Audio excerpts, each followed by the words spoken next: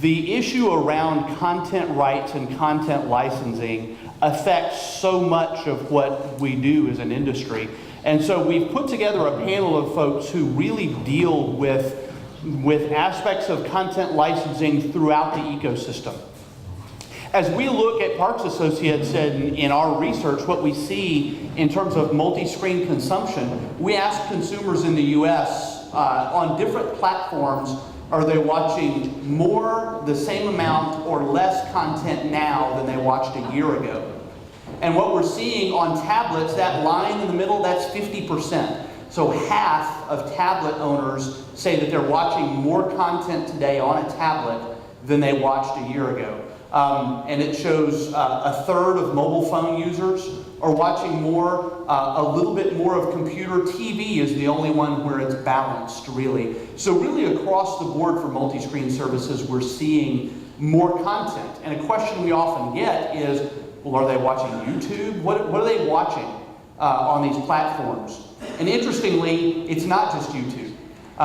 In this survey, we asked what sources they used on these screens, and 23% said that they watch full-length television programs and movies on mobile devices. I asked the question earlier, how many of us did that? And so we see among consumers, at least US consumers, 23% are looking to full-length content. And if we look at consumers and what platforms they're using, there are even differences among platforms used. For example, here you can see the yellow boxes. That's for the 18 to 24, the youngest group that we survey. For them, it's all about full-length programs, full-length TV and movies, but on smartphones. And if you look at age 35 to 44, there's a shift where with 35 to 44, they're watching the full-length content on tablets. That's where they prefer to watch that. What's going to be really interesting is as we see this moving forward, how will those shift in the future? Will the smartphone remain the primary for that youngest group? And so what I want to talk to this esteemed panel about today is I want to talk about that area. So let me start off. Guy, Avshalom, with Lionsgate. We have Christine, Maury, Panis from VO, David Grosz from Orange, and Wendy Bernfeld from Right Stuff. Thank you so much for sacrificing and having to come all the way to Greece. To sunny. There you go. By the way, we do have microphones, so if I could encourage, if you two can share, and if you two can share, we'll all get along, and it'll be just fine. So let's start with Guy. With Lionsgate, tell us a little bit about Lionsgate. Tell us about what you do with Lionsgate. Everybody hear me with this? Is it on? Is it on? We're on. There you go. Well, I think the short answer is in Lionsgate, we're trying to make money. The way we do it, Lionsgate is a producer and a distributor of audiovisual content. Okay. We produce and distribute film and TV. And I was listening to the discussions throughout the morning. Mm-hmm. And you know, we are one stage before the IPTV and the TV platforms. Our main risk is not a competition between whether this platform is going to succeed or attract more subscribers. Our main risk, if I can summarize it, is whether we buy the right product for the right price. And we live and die by that logic. If we buy a movie for too much money, mm-hmm. and the money is coming from us, from all various exploitations, whether it's theatrical, DVD, etc., is less than that, we lost money. And that's our risk, and that's our business. And that summarizes what we do, really. Okay. Okay. So as you look, so your primary, how would you describe so that's your primary objective is maximizing that difference between the buy and the sell. Indeed, yes. Okay. I think that a distributor, as opposed to, if you look at a producer is really a manufacturer of a product. That's the way I see it. They manufacture a product. At that point, if you're a pure producer, your risk is over, because once you deliver the product, you got paid, That's it, you're out. A distributor is the next stage. We buy the product from the producer. Sometimes we're both, but to simplify, we buy the product, we buy the rights for certain territory or territories, and at that moment, once we bought the product, we are at risk. We either pay too much or we paid, hopefully, too little, and we're going to make money on this. So have you ever paid too little for content, really? Yes. Really? Yeah. Well, okay. Content is, and then we're looking at all the various levels of media of exploitation: cinema, DVD, digital exploitation, etc. We know we have a good idea whether we are successful or we fail with the purchase after theatrical release. Really, the money is the movie is out, and we know quite accurately how much money we're going to make from the film over the life of the film. Okay, interesting. So so we've been talking about all day about multiscreen. So from the content rights owner's perspective, how has multiscreen really affected how you accomplish your primary objective? The multi-screen arena has replaced and is replacing the conventional DVD physical exploitation. Up to, let's say, 3 years ago, we had a very traditional exploitation mode for a film. Cinemas, thereafter DVD, thereafter pay TV, thereafter free TV. DVD in the last 3-4 years has declined dramatically. We can walk in London and we will not find a place to buy a physical DVD anymore. Wow. You can maybe go to a supermarket, to Tesco, and get a DVD there, but what we call the specialist, Woolworth, for example, even Blockbusters, reduced dramatically. It's very hard to buy a DVD physically, and that has influenced the market. Some of that money that is forgone on the physical exploitation of DVD has gone to the digital exploitation, to IPTV platforms.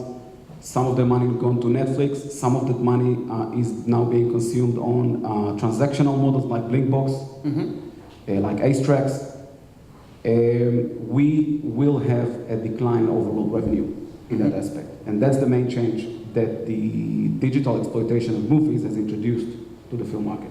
Interesting. So as you work with, you don't just work with pay TV providers, you work with anybody in the market that wants to buy content, correct? Sure, absolutely. We are open for business for everybody who can pay us the maximum amount of money for our product. And I think that the new entrants, such as Netflix and Love Film, gave us a lot of more revenues on the pay TV window. And the most valuable part of the pay TV window is the first run, what we call the first run exploitation of films. As we said, we first distribute theatrically, then DVD, and immediately after, about 12 months after theatrical release, we are going into the pay TV market. The pay TV market, the first run part of it, which is about 15 months, give or take, 15-month exploitation through pay TV, and that's the first run this film has been exploited and exposed to the public on means other than DVD and theatricals, televisual delivery, we would call it. That window is very valuable in its exclusive licensing, and that attracts a lot of value for that film. Simultaneously with that window, we allow non-exclusive licensing to transactional platforms, again, Blinkbox, iTunes, etc. The deals are very different, the economics are very different, and the players in these two different modes of exploitation, the exclusive versus the non-exclusive, are different altogether. Interesting. So you mentioned different types of players, and I had earlier was talking about different players. So as you work with pay TV providers and you work with these other players in the market, do you relate to them any differently? Is the way you do business with them? Absolutely. We have before Netflix came to the market, we had a virtual monopoly on the pay TV market from Sky in the UK. Sky are very good at what they do, and they build a formidable entertainment platform in the UK for good reasons. They pay for exclusivity, and they got it very early during the game in the 90s, when they spent millions and millions of pounds for exclusive product which is available only to their consumers, and they got it. We were, I won't say try to educate the market, but competitors of Sky didn't, for various reasons, they didn't really cherish the value of exclusivity. And therefore we were left with only one player in the UK that can pay for the first run pay TV films, that was Sky. Until Netflix and LoveFilm came into the market. And they get it. They understand that exclusivity buys them subscribers. And with Netflix, the proof is there. They had, in my opinion, a successful launch in the UK, in Canada, in South America, and they will expand to other territories because they get exclusivity. They understand that if they want a successful film to be only available to their subscribers so they can gain more subscribers, they need to pay for it. And they do it. And that is the if you want, that's the biggest change that has that the new ways of content consumption has introduced to the market. Well, as I've talked to pay TV operators, one of the perceptions that I've heard from a number of them is, well, we have relationships with the content owners. These new startups, these new OTT services, they don't have those relationships, and so that relationship buys us something. Is that true? Is that not true? If I come to you with €1 more than the pay TV operator in my market, do I get exclusivity and they don't at that point? Well, the simple answer, all things equal, yes, but not all things are equal. And £1 more for a content, it does not replace a long-standing relationship with a customer. Absolutely not. Relationships are very valuable, assuming both customers can pay and will be standing in the future. I think a relationship can only take you so far. That's the short answer. Really. Well, let me ask about as nice as you are. Well, thank you. I'm glad that our relationship now means that much to you. So, one other question, then I want to start getting everyone else involved in the conversation. So, in terms of that relationship, do you see the Netflixes and LoveFilm having the staying power to where their relationship and the relationship with pay TV providers is closer in parity than it was in the past? Yes. Well, the fact that they've introduced a real competition to the pay TV arena in the UK, and they really gave us a new substantial source of revenue that we didn't have before, goes a lot of, give them a lot of goodwill from us. And on the other hand, we also took a view on Netflix at the time when we did the deal. And I think that relationship has worked out very good for both of us. We are very happy to see Netflix succeed. We're very happy to see them changing, if you want, the way traditional pay TV originate content and present it to the consumer. Netflix are innovators in that aspect. And I look forward to see them and similar models thrive. Interesting. Let me get you to pass the mic one chair to your right. So Wendy, tell us just a bit about Right Stuff and what you do with Right Stuff. I'm originally from the pay TV world as a buyer and an executive and a lawyer, and then since '99 founded Right Stuff, and 70% of the time we work on behalf of VOD platforms like the Netflix, Hulu, France Telecom, Juiced, all the new startups, Viewster, to help them acquire non-exclusive licenses, and sometimes exclusive, to the same movies from suppliers like Lionsgate, but hundreds of others. And 30% of the time we're working on behalf of the suppliers or the producers to help them find new revenue sources, like when they don't feel they're getting enough from pay TV or free TV, there might be 50 other platforms, not just the ones we know, Netflix, Hulu, iTunes, Xbox, but 40 or 50 others that are willing to do deals in a non-exclusive context. So there will be smaller amounts of revenue multiplied across many windows and many platforms and regions, and that's a lift to the revenue, as opposed to the head-to-head competition between pay TV like Sky and Netflix. So we're on an agent model. We're paid fees. We don't take a cut, and the contracts aren't in our name. So we're usually involved in the first year or two when people are ramping up the first time they're launching a new model or platform. So you're enabling all of these upstarts out in the market. Okay. Yes. So but I'm now... also pay TV and theatrical roots, and I understand and love both. And I think the solution, and we should mention that the upstarts are crossing over to traditional media. If you take Sky didn't sit back only in traditional pay now. It started a standalone service called Now, not under its own brand name, but it is Sky's. And they're offering subscription VOD small packages by themes to people who are not Sky subscribers. And the same things happened with Viasat in Nordic and with HBO Go in the Nordic region, not yet the States.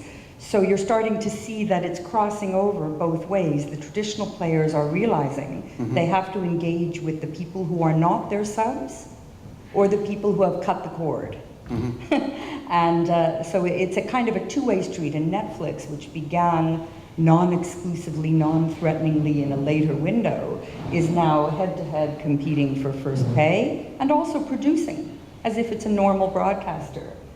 Such as House of Cards. So the worlds are crossing. Absolutely. Well, you're in a really fascinating position because you work with multiple content owners and multiple content buyers. So you've heard everything that Guy just said, and I saw a lot of nodding along the way. Is that perspective common among content rights holders? And he's right. He's sitting right next to you, by the way. So. I think there's a mix. He said so many interesting things. Maybe it would be good if I put up a few slides to support, to kind of visualize, because we can otherwise talk. Maybe someone can put up slide 1. I just wanted to say that we're all talking about VOD. Various people got up, yes, etc., and spoke about it. But from the point of view of how to make money or lose money nowadays, we all have to think of it as not just one VOD anymore. There's like 12.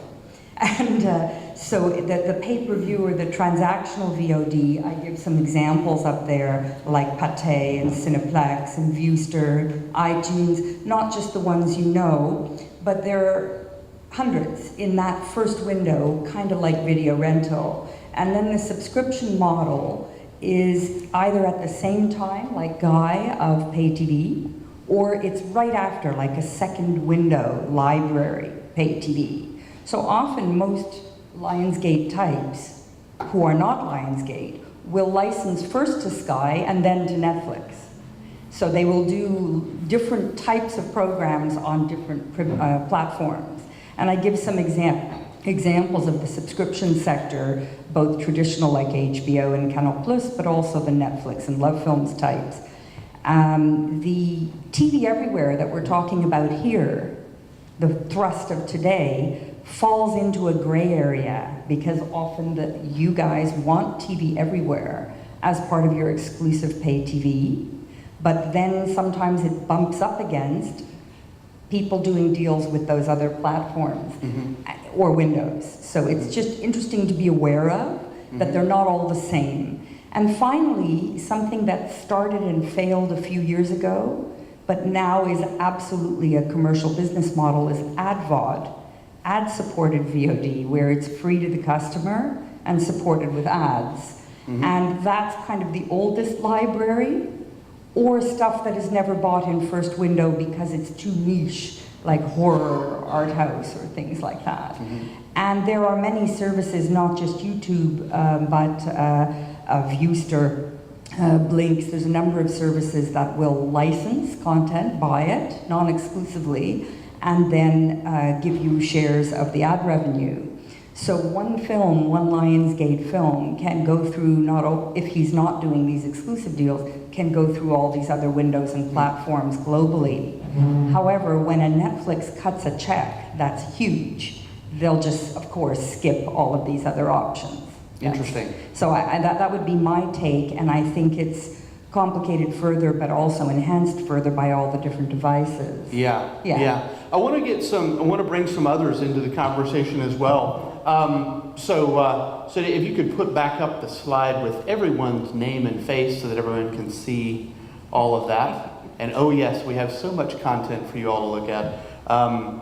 So David, tell us a little bit about what you do with Orange.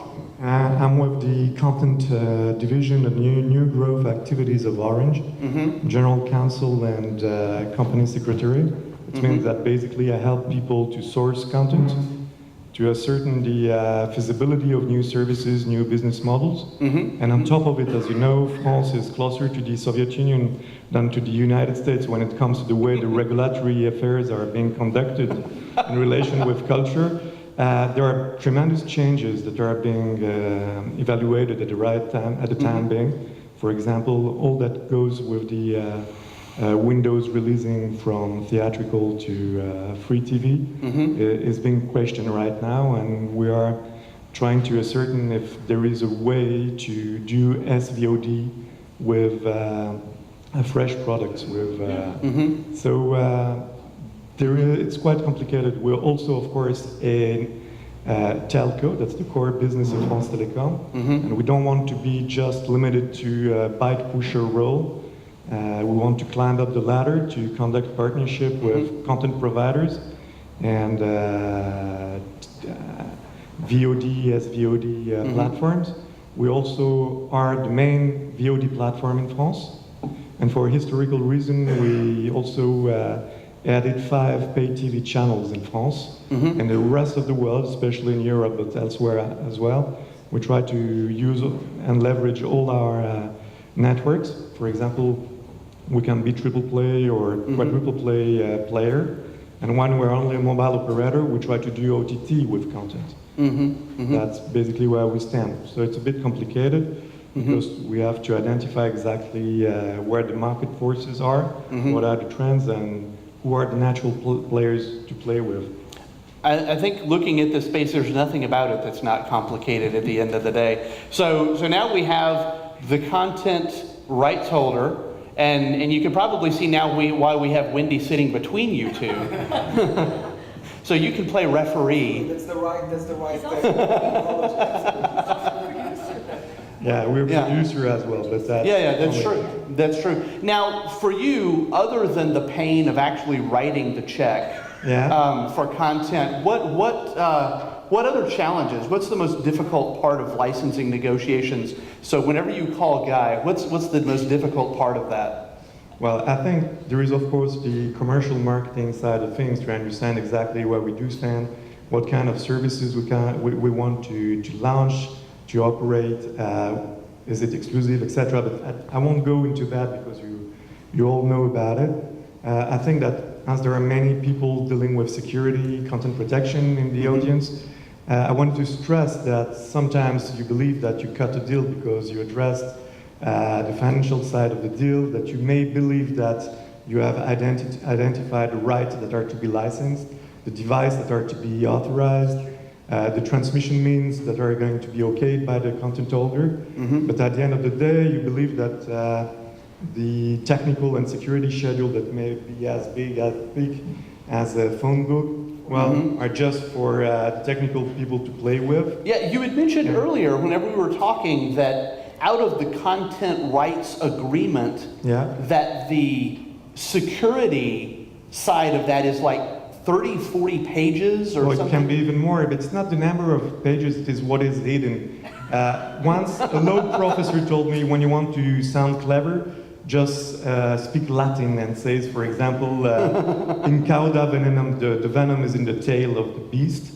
So basically, when Wendy and my lawyers have just finished supporting the commercial people, the guy in charge of sourcing the content, and we have to look into the technical schedule, we have to ascertain, to verify that what has been okayed in principle correspond to the reality of the rights that are granted, because you have endless questionnaire, you have to seek and press for prior approval, that's at the beginning of the contract, but also when you are, for example, on an output deal, which the duration is about 5 to 7 years, you have to look very carefully of how you're going to respond to market demands, evolution, etc., for example, to introduce new devices, and be exactly able to evolve with the market. And sometimes the problem we have is that some approvals are not granted on technical reasons, but in fact they are hiding commercial considerations. For example, if you want to go OTT, and you are able, thanks to your security partner, to protect the content and to be sure that you're meeting the market requirement, state of the art, etc. Well, we already met some difficulties in this respect because the technical considerations were instrumentalized basically to stop us to moving to new position, etc. So instead of having a straightforward discussion, to talk money, for example, with Guy or other people, sometimes, well, we tend to be blocked and to bang our heads on the wall for security reasons that are not necessarily the core of the matter. The second point is that as an ISP, for example... Wait, just for a moment, and Guy, let me invite you to pick up the microphone so that you can... Now, you can't use it as a weapon. You can only speak into it at this point. But I want you to be able to speak back and forth about this. So one of the things that you're suggesting in these rights agreements is that while a portion of the agreement is really about the content, that specific asset of content, you're also implying that there's a portion that has a potentially bigger, different motive other than just licensing the content itself as part of that. Is that what you're suggesting? That's correct, but perhaps it goes because we are a telco, and it is quite natural from a right holder perspective to try to leverage and use their market power to have us, for example, collaborate to anti-piracy campaigns. We faced, for the last 7 years, huge pressure to implement, for example, the so-called graduated response, even though the grant of rights has nothing to do with our ISP business. We were conducting VOD or pay TV, etc. And sometimes it's quite difficult to take flack from the consumer because your partners basically wants to have you implement solutions. I mean, for example, restriction on the private copy or the fights against piracy that they should take within their own hand. And you're the one who's facing the client, the end user. And you're the one who may be enriched with regard to your local legislation. It's not only a question of contractual agreement between two professionals, it's also a question of respecting the laws and regulations in the country where you operate. Interesting. Well, I want to get your feedback on that, and then I want to get Christine involved because you'll be next. So, is there any feedback, any thoughts? Absolutely, yeah. I think from our perspective, when we own the rights and we look to do a deal with David or similar companies, the first thing I look at is whether this is an exclusive deal, whether I'm getting a minimum guarantee amount of money for exclusivity, or whether it's part of the non-exclusive deals. That's the first thing I look at. And I treat these deals commercially differently, totally different. Because on an exclusive deal, Orange or anybody else, or Netflix or Channel 4 or BBC or whoever buy the product will pay me money whatever happens. As long as I deliver delivery materials, I'll get my money. And I'm happy with that. On non-exclusive models, iTunes, Blinkbox, Ace Tracks, I'm not getting any money. I'm only delivering materials and I'm getting revenue share.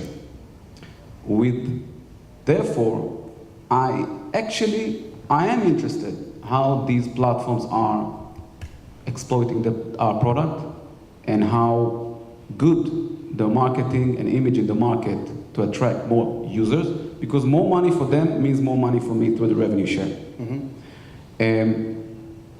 And that is the source of the position I'll take on each and every, on these negotiations. So, If I just have okay. can have a small word, but there is a tendency on the market to see that even with regard to exclusive pay TV agreements, we distinguish between, for example, on-demand services, and we are only granted streaming rights, for example. And on the other hand, when you're talking about VOD, SVOD, but on a non-exclusive basis, there is the total contradictory tendency to be okay to grant downloading rights, etc. Yes. And the customer experience is quite different. And we are wondering, and that's a question for you, do you believe that the studios mainly are going to basically jump over our head and address the end user with the electronic sell-through and ultraviolet? Because we're starting to discover new provisions in the draft contract that seems to distinguish between the business that are currently being conducted and what could be the development of electronic sell-through in Europe, where we could be only a bike pusher and the guy in charge of granting authorization, but with no direct connection with the end user in terms of the granting of rights to exploit and to see the content, etc. I don't think there is you know what, as far as I'm concerned, I don't want to speak to other studios, but as far as I'm concerned, you need a different set of skill set to open an IPTV platform or the like, whether it's transactional or whether it's subscription or whether it's advertising. That's a different DNA for a different company with different capabilities and different aspirations. Studios are about really producing and gambling and betting on product. That's their DNA. That's where their relationship and benefits in the creative communities in their respective countries they operate. That's what they're good at, getting the product. Distributors are slightly further maybe about exploitation. We still, as a distributor, one stage further to the consumer, still look at all the plethora of platforms of exploitation of the product and can assess what a certain amount of product will bring us in terms of revenue from all these companies. It will be very hard for us to go and compete with the likes of Orange or iTunes or the like.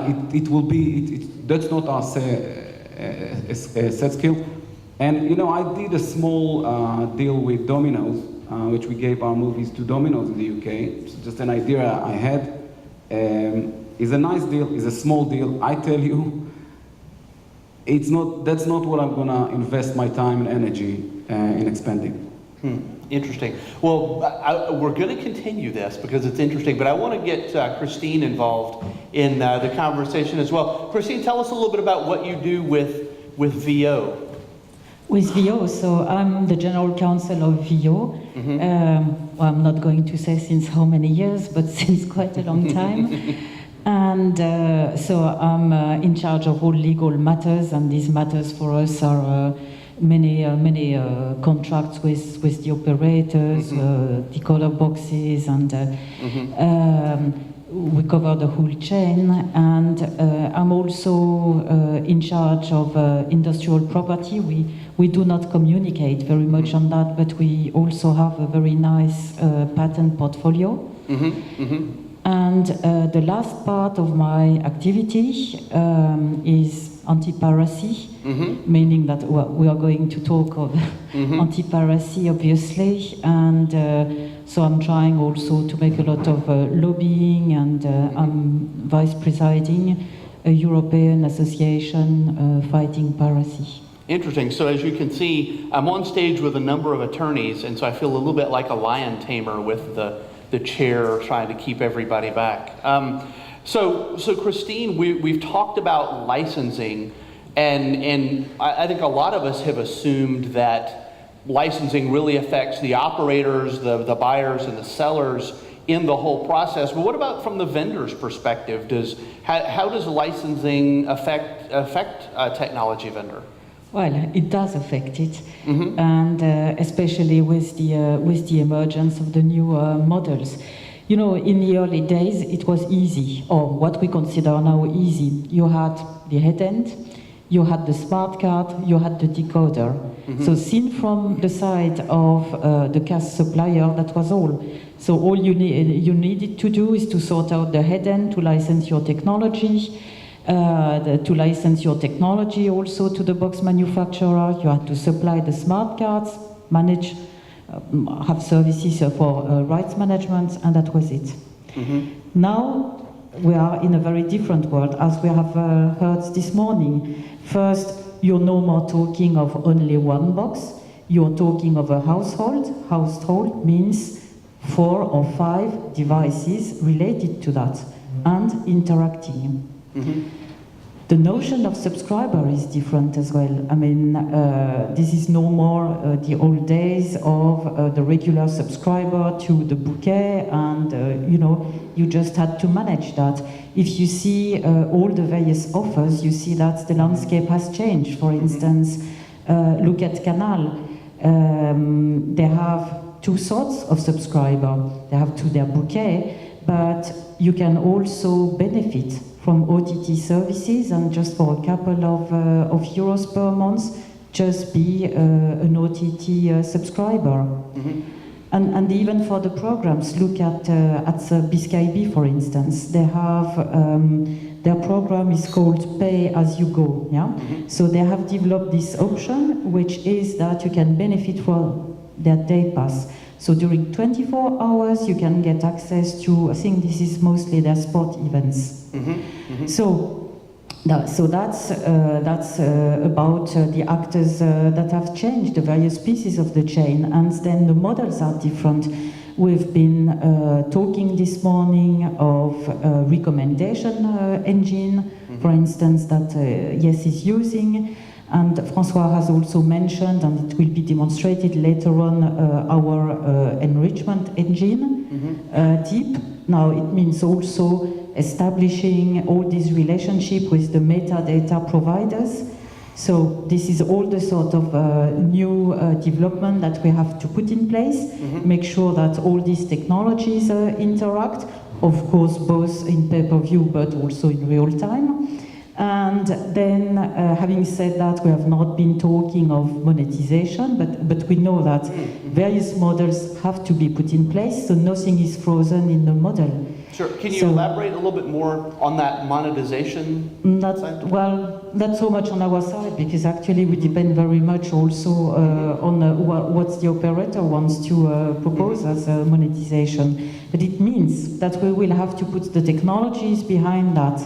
So it means, in this new landscape, much more services, addressing a bigger environment with many devices, and with quite a lot of uncertainty, because what you have said this morning is that, you know, we are just talking of expectations of the pay TV operators, of the operators, but for the time being, nobody has a clear view as to what sort of revenues actually will be derived from that.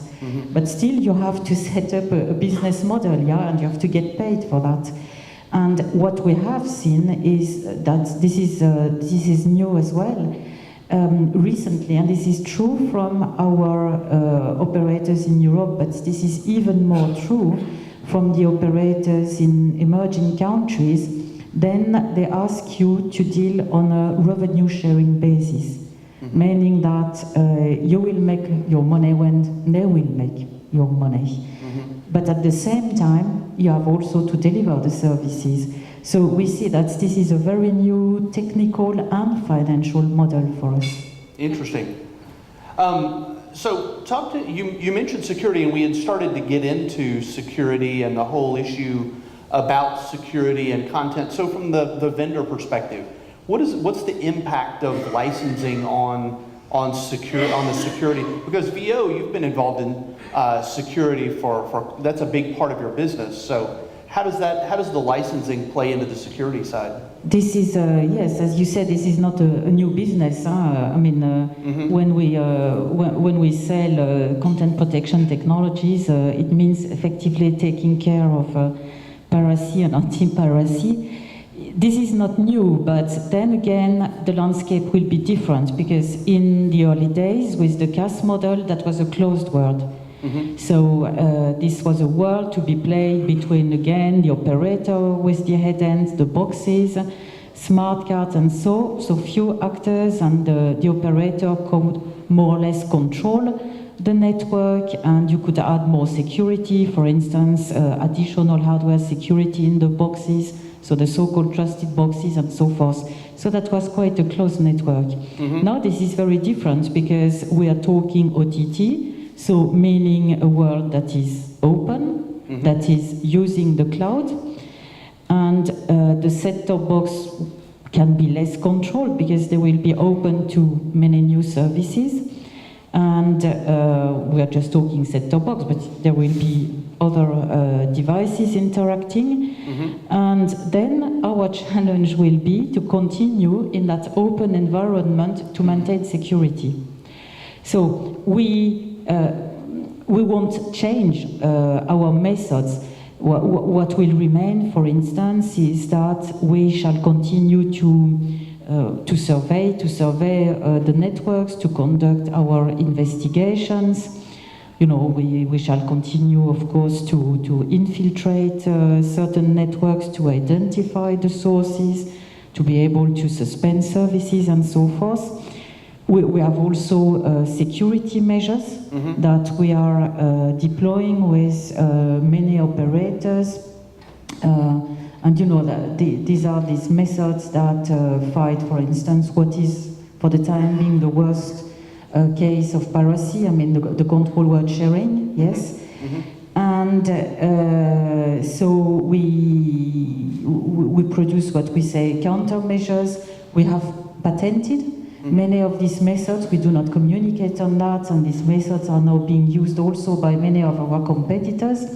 But for instance, we now make some sort of analysis on the behavior of the boxes or of the smart cards, and from there you see exactly which box is being used for piracy, or the smart card is being shared.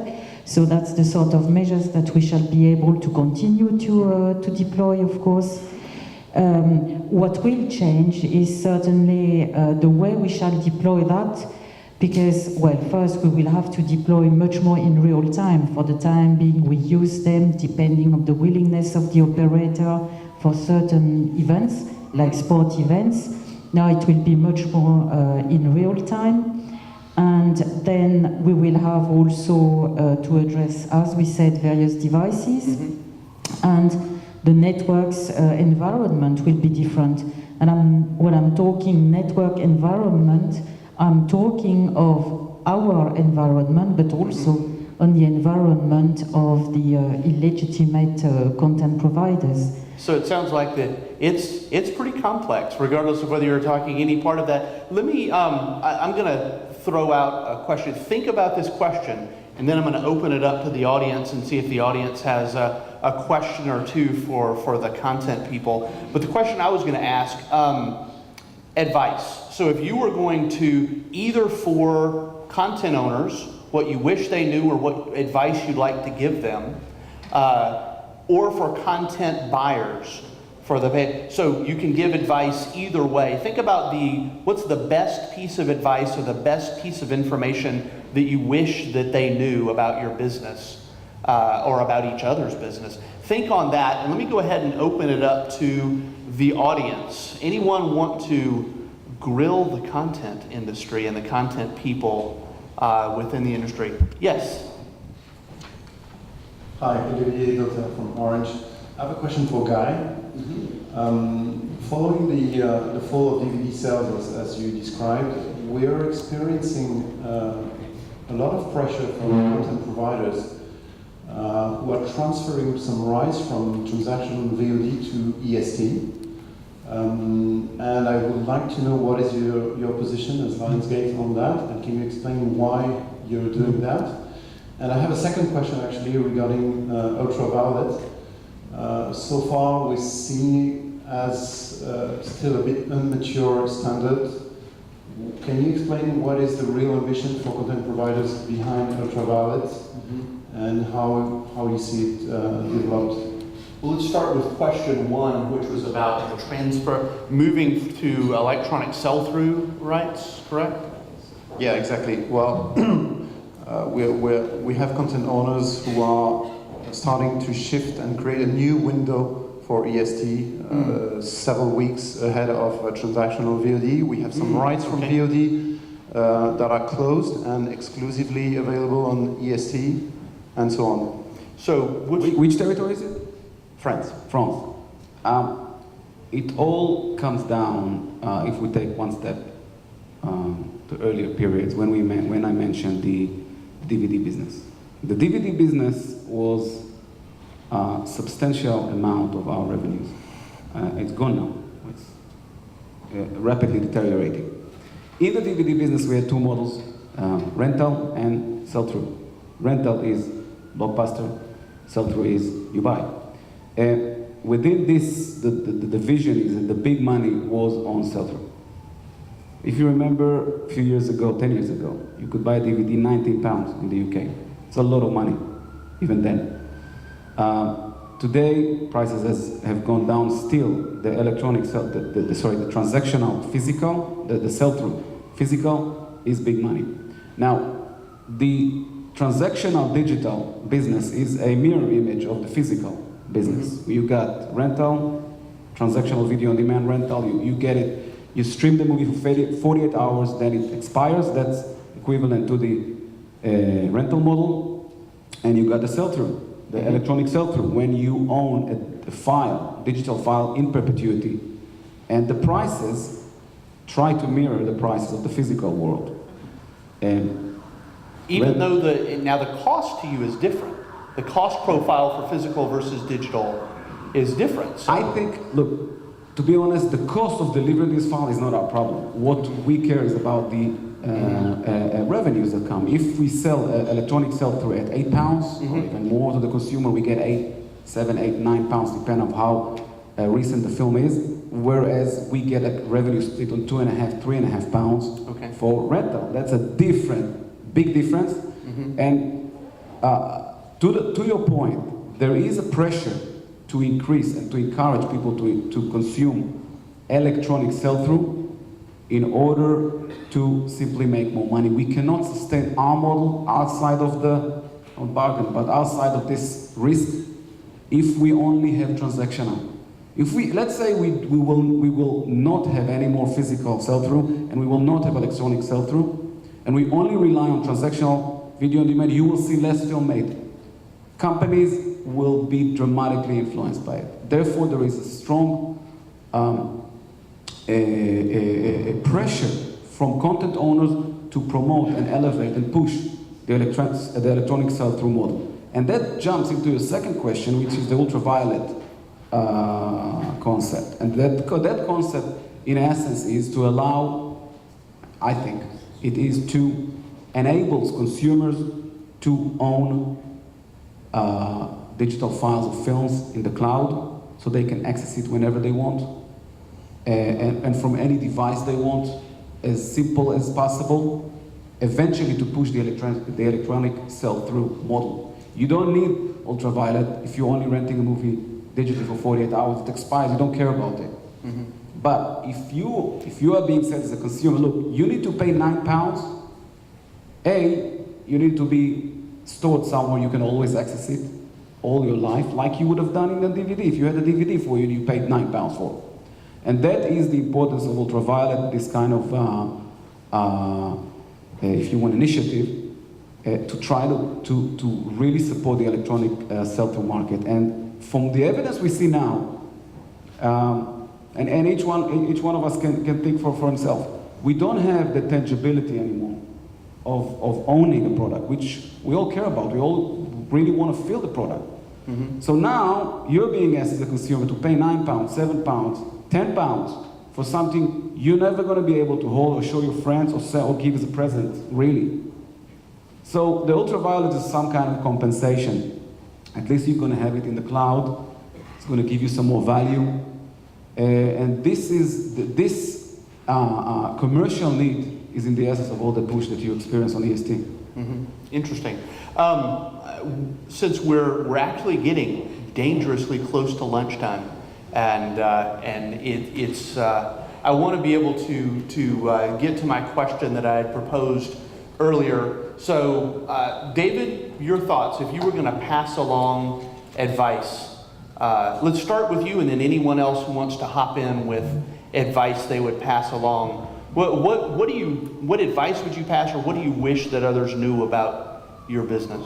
Well, we would certainly strive not to be a byte pusher and to be bypassed in relation with our clients. So I just listened very carefully to Guy just said, and I just want to stress the fact that if it's just to be given a bargain that we open the market by way of transactional VOD, we planted the flag on the market, we created it, we expanded it, and somehow we are going to be bypassed and not receiving a fair share of the deal, it's going to be very complicated. Mm-hmm. And currently, for example, there are initiatives at the European Union Commission level and in the European Court of Justice in Luxembourg, where, for example, the second-hand market was okayed in relation with software, and that may perhaps jeopardize the electronic sell-through business, meaning that, for example, you have in perpetuity, as Guy said, a movie that you downloaded, you paid for it, and then basically I'm gonna sell it to you. Mm-hmm. So I think that every time you push too hard your advantage on the market, there is somehow a backlash. People from the music know pretty well exactly what I'm meaning when you take into consideration what the producers have been doing in the past. I'm just a bit worried that we may witness again some kind of infightings between the balance is struck between our interests. Interesting. So Christine, Wendy, Guy, any advice that what you wish people knew about your business, or advice that you would pass along to others? I have a kind of a short-term view of the next 2 years, which is this is, whether we like it or not, a period of hybrid morphing. Both traditional is moving to digital and digital is moving to traditional. And what I would encourage is that our own businesses, if you're paid TV operators, for example, that you not only offer your premium pay product and tiers, but that you also offer something cheaper, lower cost, thematic, and complementary to the audiences that are not yet your pay subscribers and maybe never will be. Mm-hmm. The younger generation, or the cord nevers, the people that are not going to spend that price. And by offering these thematic, genre-driven content, you probably will have a balance of both worlds. And I do think that subscription is still one of the strongest models, whether it's pay or on demand. Mm-hmm. You're actually in the right tier for consumers. And the only missing gap advice is to strengthen social media and audience engagement, because consumers have to know where to find stuff and what you're offering, and it's as bewildering to them as you. Mm-hmm. So less push marketing and more social and audience engagement going where they are. Great. A lot of us are on tablets now, so are they. Mm-hmm. Have something to get them from wherever they are and bring them back to your main business. Great. Christine, Guy, either one? Christine? Well, yes, but you know, our challenge is, just as we say, to maintain security. I mean, to back all these rights, and this is certainly a challenge, all the more than we know that. I should not be saying that as a lawyer, but you know, legislation does not follow, and this is a euphemism.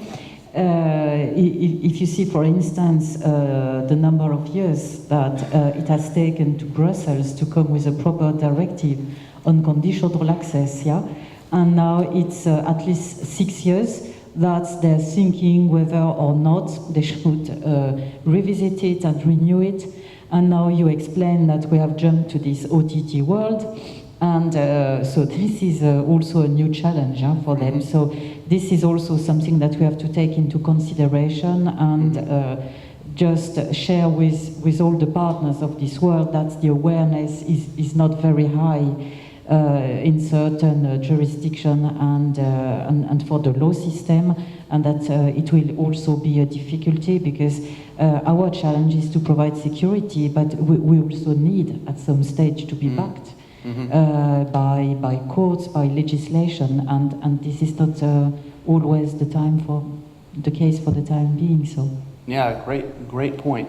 Well, Guy, I'll give you the last word, but one of the things I want to just look at you, and I know that someone's going to kill me for taking too much time here.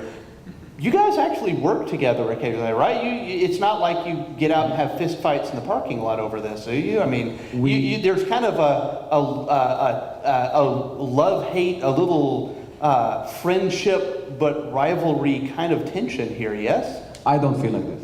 No. Companies like Orange, BT Visions, they're customers of ours. We would like them to succeed because if they succeed, more people watch audiovisual over the new platforms, and I make more money. Okay. So it's good. And regarding the advice I would give as a consumer, as a professional in the business, in the content business, two companies like Orange, two IPTV platforms, IPTV platforms and two platforms that exploit audiovisual product over the internet. The main advice I would give is please keep it simple for the consumer. Please keep the model, the interaction, the interface as simple as possible. Don't complicate it. Don't try to offer 5 services through one website, in order to grab or in order to show the consumer the biggest bouquet of services you can offer them for the little price. In my opinion, it doesn't work. And the example, a good example for not doing that is Netflix. They give the consumer a £5 subscription a month. That's what's written on the tin, not more, not less. You get it simple, you interact simple, and you move on. If you want a telephone, mobile, I don't know, any other services, you go to other places. For me as a consumer, that's very important. Another thing that is, I would, again, advise, I would say platforms on the internet is, remember that we are dealing here with show business. Yes. We are not delivering to the consumers Telefonica services or utilities, water, gas. We don't do that. We deliver them show. And the website and the interaction need to look the money. It needs to look sexy. It needs to sell an illusion, for better or worse. That is the product that delivers. And when you set up these services, have these two things in mind. Interesting. Great. Well, thank you so much. And I will keep it simple by saying it's time for lunch. And the way that you can keep it simple is you go down to the elevators and up to the 8th floor, correct, Corinne? 8th floor for lunch today? Very good. And so if you would please give the panel a big hand.